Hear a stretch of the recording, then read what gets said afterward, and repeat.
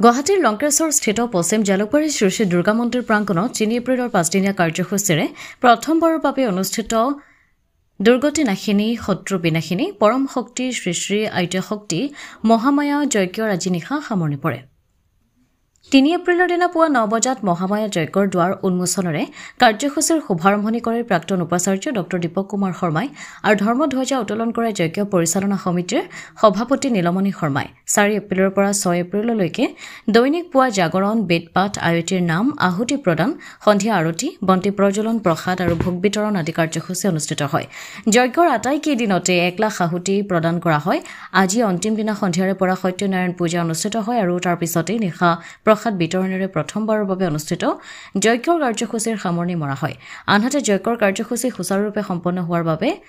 যজ্ঞ পৰিচালনা সমিতিৰ সভাপতি নীলমণি শৰ্মা মুখ্য সম্পাদকদ্বয় প্ৰশান্ত তালুকদাৰ ওৰফে মুন আৰু ৰাজীৱ বৰুৱাই বৃহত্তৰ অঞ্চলটোৰ ৰাজ্যক ধন্যবাদ জ্ঞাপন কৰিছে ব্যুৰো ৰিপৰ্ট অমৃত নিউজ 24/7 অমৃত প্ৰবাহ